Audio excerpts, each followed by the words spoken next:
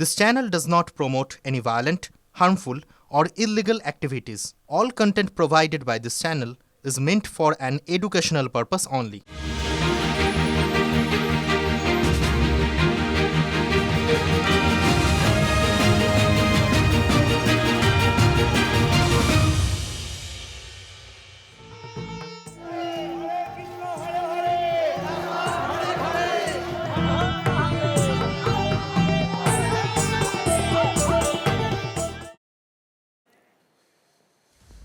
নমস্কার, টিভি9 বাংলায় আপনাদের স্বাগত জানাই। রাত ৮টা মানেই হাজির ঠোঁটকাটা। আমি শুভজিৎ। আজকের ঠোঁটকাটা প্রথমে বীরভূমের সাঁইথি আর হিন্দু সম্মেলনের একটা মিছিল আপনাদের দেখালাম, সেটা দিয়ে শুরু করলাম।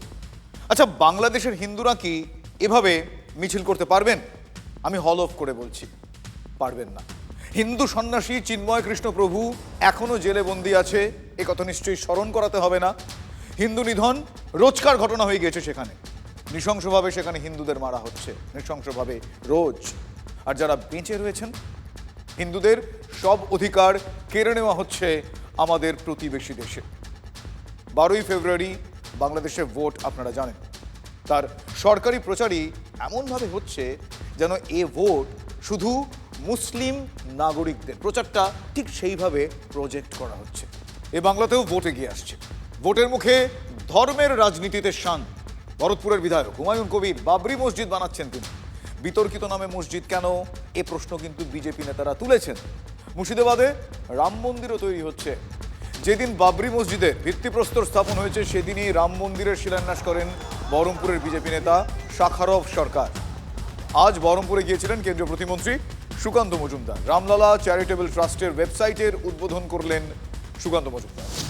এই ট্রাস্টই রাম মন্দির বানাচ্ছে। অন্যদিকে আজ জেলায় জেলায় হিন্দু সম্মেলন হয়েছে, সেই ছবিও দেখাবো। জেলায় জেলায় হিন্দু সম্মেলন হয়েছে। বীরভূমের সাঁইথিয়া, বোলপুর, দুই জায়গায় হিন্দু সম্মেলন হয়েছে। গীতা পাঠ হয়েছে, যজ্ঞ হয়েছে, সবই হয়েছে সেখানে। সহস্র কণ্ঠে গীতা পাঠের অনুষ্ঠান হয়েছে শিলিগুড়িতেও। বস্তুত উত্তরবঙ্গের পাড়ায় পাড়ায় এখন হিন্দু সম্মেলন চলছে। আয়োজক আরএসএস। স্বয়ং সেবকরা খোলাখুলি তারা বলছেন যে হিন্দু ভোটকে একজোট করতেই আরএসএস এর এই শতবর্ষের সম্মেলন। তবে কি তাহলে ভোটের আগে উত্তরবঙ্গে আরএসএস এক প্রকার জমি মাপা বলে সেইটা, মানে সেই বুঝে নেওয়ার চেষ্টা করছেন? তৃণমূলের হাতিয়ার আবার উন্নয়নের পাঁচালী। ভোটের মুখে আরএসএস এর শতবর্ষকে সামনে রেখে পাড়ায় পাড়ায় হিন্দু সম্মেলন। আমাদের এখানকারই স্থানীয় নারী সংগঠন মণিকর্ণিকা নারী সংগঠন এবং এখানকার যে স্থানীয় হিন্দু সমাজ সবাই সকল মিলে এই হিন্দু সম্মেলনের আয়োজন করেছে। আরএসএস এর পিছনে সাপোর্ট করছে। উদ্যোক্তারা বলছেন দেশের হিন্দুদেরকে একজোট করতেই এই সম্মেলন। হিন্দুদের একজোট করা, উপাসনা, ভাষা, দেব, ওনাদের গুরুদেব আলাদা আলাদা থাকতে পারে, হতে পারে। এই সম্মেলন থেকেই হিন্দুরা একজোট হচ্ছেন এবং সেই হিন্দুরা ঠিক করবেন আগামী নির্বাচনে হিন্দুদের সরকার চাই কিনা, যাতে হিন্দুরা মনে করতে পারেন তারা সুরক্ষিত। তো আমাদের হিন্দুদের যে সরকার, যে যাদের হিন্দুদের সংরক্ষণ করবে, সুরক্ষা দিবে, যেরকম হিন্দুদের ঘর মানে না ভেঙে দেয়, হিন্দুদের হত্যা না হয়, হিন্দুদের মা বোনদের লজ্জিয়াদি না নেওয়া হয়, হিন্দুদের মা বোনদের সুরক্ষিত থাকে। যদিও বিজেপি বলছে সরকার গঠনের লক্ষ্যে হিন্দুদের এই সম্মেলন নয়, এর সঙ্গে রাজনীতির কোনো সম্পর্ক নেই।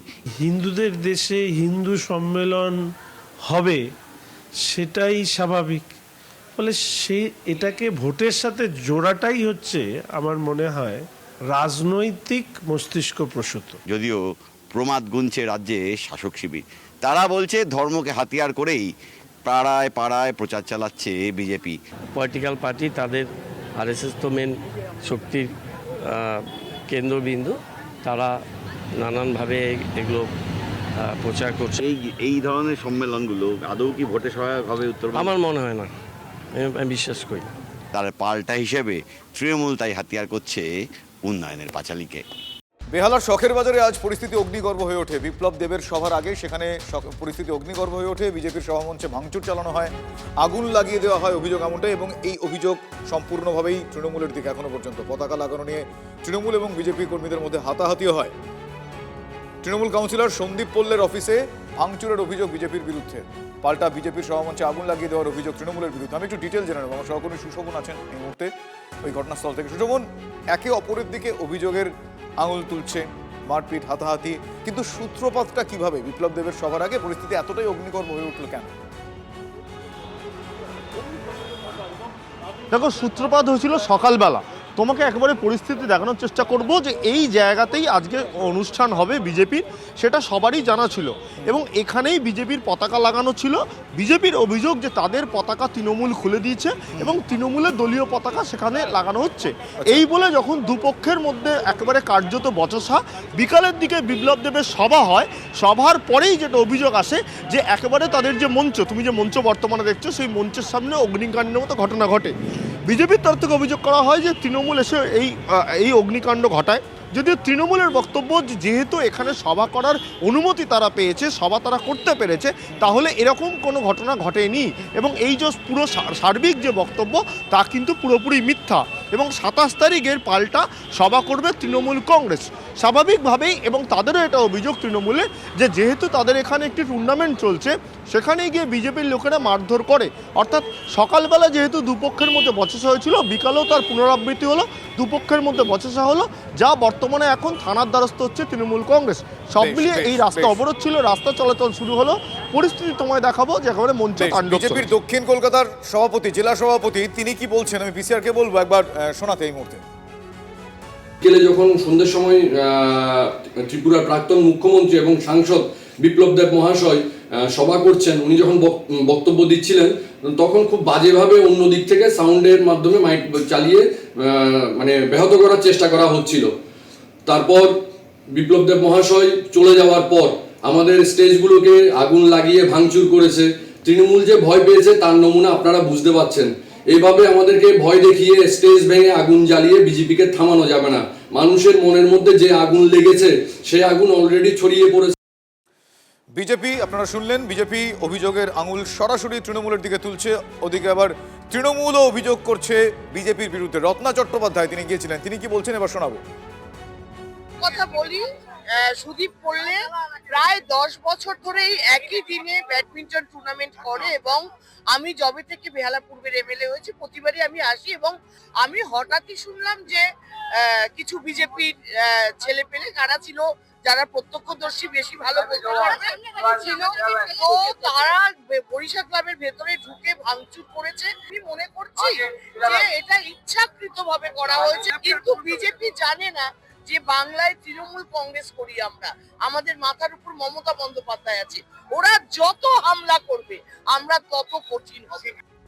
রোগী মৃত্যুতে রণক্ষেত্রের চেহারা নিল ঘাটাল। পুলিশ জনতা খণ্ডযুদ্ধ। নার্সিংহোমে চিকিৎসার গাফিলতিতে রোগী মৃত্যুর অভিযোগ, প্রতিবাদে তুমুল বিক্ষোভ। নার্সিংহোমে চড়াও, পুলিশকে লক্ষ্য করে ইট বৃষ্টি, জখম 4 জন পুলিশকর্মী। বিক্ষোভকারীদের ছত্রভঙ্গ করতে পুলিশের লাঠিচার্জ, হাত ভাঙা নিয়ে নার্সিংহোমে ভর্তি করা হয় রোগীকে। অভিযোগ অপারেশনের সময় রোগীর মৃত্যু হয়, আর এর জেরেই উত্তেজনা ছড়িয়ে পড়ে।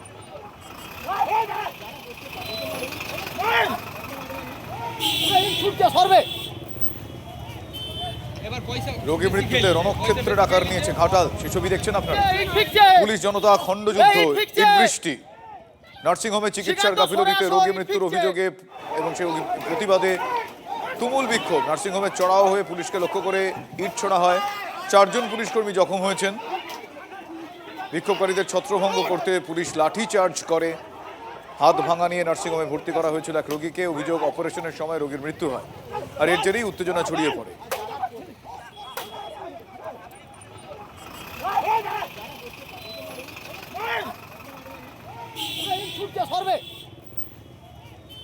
এবার পয়সা বেশি খেয়ে লিছে, পয়সা বেশি খেয়ে লিছে।